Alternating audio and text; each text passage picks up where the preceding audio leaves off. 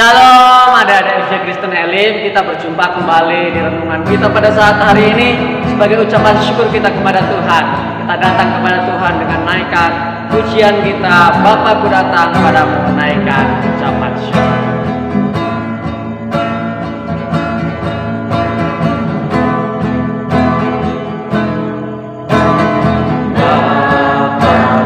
Bapakku datang padamu,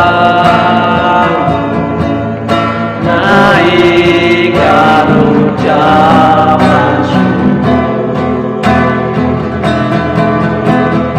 atas kasih anugerah-Mu yang indah setiap hari. Pagi hari, siang hari, sore dan malam hari, tak hentinya mengucap syukur atas kebaikan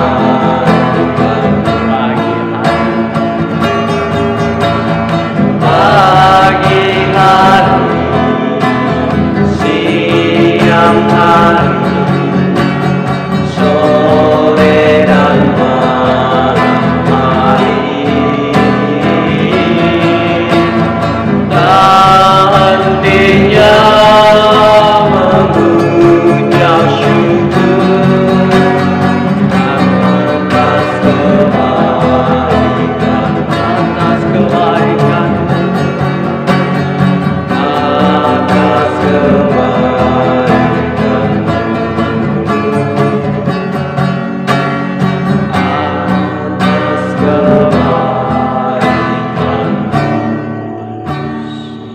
Terima kasih Tuhan, kami datang kepadamu sebagai ucapan syukur kami kepadamu Tuhan. Sebagai renungan kita pada saat hari ini, biarlah mengurapi setiap kehidupan kami Tuhan. Biarlah kami bisa merasakan hadirat-Mu dalam kehidupan kami, dan firman-Mu itu tidak akan pernah sia-sia di dalam kehidupan kami. Terpujilah nama-Mu Tuhan, biarlah setiap firman-Mu ini akan bertumbuh di dalam setiap kehidupan kami Tuhan. Terpujilah nama-Mu Tuhan Yesus, hanya di dalam nama Tuhan Yesus Kristus. Haleluya. Amin. Puji nama Tuhan, pada saat hari ini kita berjumpa kembali di bulan 1 ya. Di bulan 1 kita berjumpa kembali di tahun 2021. Nah, 2020 kita sudah melewati. Sebagai ucapan syukur kita kepada Tuhan, kita datang kembali untuk merenungkan kebenaran firman Tuhan. Nah, pada saat hari ini Kak Atria akan menyampaikan kebenaran firman Tuhan, dan kita akan sama-sama belajar tentang kebenaran firman Tuhan di dalam Injil Markus pasal yang pertama, ayat yang pertama sampai yang ke-11. Di sini ada dua perikop tentang Yohanes Pembaptis dan Yesus dibaptis oleh Yohanes. Mari kita sama-sama membacanya. 1, 2, 3. Yohanes Pembaptis. Inilah permulaan Injil tentang Yesus Kristus, Anak Allah. Seperti ada tertulis dalam kitab Nabi Yesaya, "Lihatlah, aku menyuruh utusanku mendahului engkau. Ia akan mempersiapkan jalan bagimu." Ada suara orang yang berseru-seru di padang gurun, "Persiapkanlah jalan untuk Tuhan, luruskanlah jalan baginya." Demikianlah Yohanes Pembaptis tampil di padang gurun dan menyerukan, "Bertobatlah dan berilah dirimu dibaptis, dan Allah akan mengampuni dosamu." Lalu datanglah kepadanya orang-orang dari seluruh daerah Yudea dan semua penduduk Yerusalem, dan sambil mengaku dosanya, mereka dibaptis di sungai Yordan. Yohanes memakai jubah bulu unta dan ikat pinggang kulit, dan makanannya belalang dan madu hutan. Inilah yang diberitakannya sesudah aku akan datang. Ia lebih berkuasa daripadaku, membungkuk dan membuka tali kasurnya pun aku tidak layak. Aku membaptis kamu dengan air, tetapi ia akan membaptis kamu dengan Roh Kudus. Di ayat yang ke-9 dengan perikop Yesus dibaptis Yohanes, begini firman Tuhan, "Pada waktu itu datanglah Yesus dari Nazaret di tanah Galilea, dan ia dibaptis di sungai Yordan oleh Yohanes.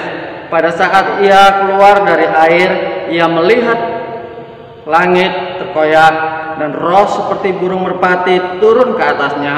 Lalu terdengar suara dari sorga, "Engkaulah anakku yang kukasihi, kepadamulah aku berkenan." Amin.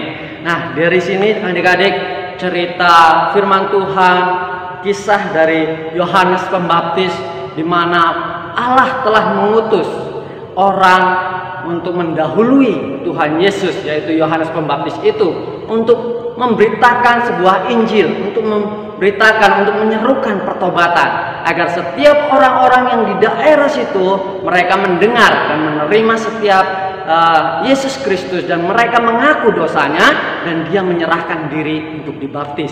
Nah, pada waktu Yohanes sedang membaptis di Sungai Yordan, dia melakukan semuanya itu, memperkatakan semuanya itu bukan karena kekuatannya sendiri, tetapi karena ada kuasa dari Allah Bapa yang turun di dalam kehidupannya, sehingga setiap perkataannya itu mengandung kuasa yang begitu besar dan kemuliaan Allah ditunjukkan di tempat itu, sehingga banyak sekali orang-orang yang bertobat dan dia menyerahkan diri untuk dibaptis.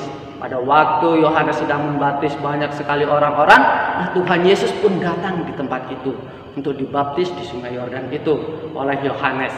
Nah, ketika Yesus telah dibaptis dan keluar dari air, ia melihat ke langit dan tampaklah roh seperti burung merpati turun ke atas Tuhan Yesus.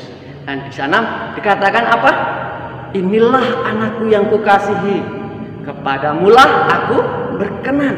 Nah, itu dikatakan kepada Yesus. Yesus adalah anak Allah yang paling berkenan di hadapan Allah. Dia tidak berdosa, ya kan? Nah, jadi dari sini adik-adik, dari cerita ini kita bisa mengambil pelajaran di mana kisah Yohanes, ya kan? Dia menyerukan setiap pertobatan, agar setiap kehidupan sekeliling kita, ya kan, mungkin teman kita, orang tua kita, saudara-saudara kita, dan masih banyak sekali yang harus kita memberitakan Injil. Itu tugas kita. Seperti Yohanes waktu Allah mengutus Yohanes ke dunia ini, mendahului Tuhan Yesus untuk menyerukan sebuah pertobatan. Nah, pada saat hari ini tanda-tanda kedatangan Yesus pada kali yang kedua itu sudah nyata. Oleh sebab itu adik-adik, kita sebagai murid-murid atau sebagai orang-orang utusan Allah, pilihan Allah, yang harus kita syukuri bahwa kita adalah orang-orang pilihan Allah. Kita harus memberitakan Injil kepada setiap orang, kepada teman-teman kita maupun saudara-saudara kita, bahkan semua orang yang kita jumpai. Dalam setiap kehidupan kita selalu bisa menjadi berkat dimanapun kita berada. Ayo adik-adik, pergi dan beritakan Injil, karena itulah amanat agung dari Tuhan Yesus sebelum dia naik ke surga. Di dalam Matius pasal yang ke-29 ayat yang ke-19 dan 20. Sana mengatakan bahwa pergilah, jadikanlah semua bangsa muridku. Nah, di sana Allah Yesus sendiri menyuruh kehidupan kita untuk memberitakan Injil, untuk menjadikan semua bangsa murid Tuhan Yesus, seperti yang dilakukan oleh Yohanes. Semua orang biar bertobat dan percaya kepada Yesus Kristus sebagai Tuhan dan Juru Selamat. Terima kasih, Tuhan Yesus memberkati. Dalam renungan kita pada saat hari ini yang singkat adalah bisa menjadi berkat buat setiap kehidupan adik-adik. Dan adik-adik semangat lagi untuk memberitakan Injil. Mari kita berdoa. Terima kasih Tuhan, kami sangat mengucap syukur pada saat hari ini Engkau sudah membimbing kehidupan kami dalam renungan kita pada saat hari ini. Biarlah setiap renungan kita bisa menjadi berkat buat setiap kehidupan kami pribadi maupun orang yang kita jumpai Tuhan. Biarlah Engkau urapi setiap bibir lidah kami Tuhan, sehingga Engkau pakai kehidupan kami untuk menjadi alat-Mu untuk memperluas kerajaan-Mu Tuhan. Engkau berkati setiap anak-anak SJ Kristen Elim Tuhan, dalam mereka semakin hari semakin bertumbuh di dalam Engkau, dan mereka mampu memberitakan Injil, bisa menjadi saksi-saksi-Mu Tuhan. Dan Engkau juga berkati setiap guru-guru SJ Kristen Elim, dalam mereka semakin hari semakin Engkau berikan hikmat kepada mereka, sehingga mereka dapat membimbing setiap anak-anak SJ Kristen Elim bisa menjadi bertumbuh di dalam Engkau. Terpujilah namamu Tuhan. Inilah doa dan seruan kami. Kami alaskan di dalam nama Tuhan Yesus Kristus. Haleluya. Amin. Shalom.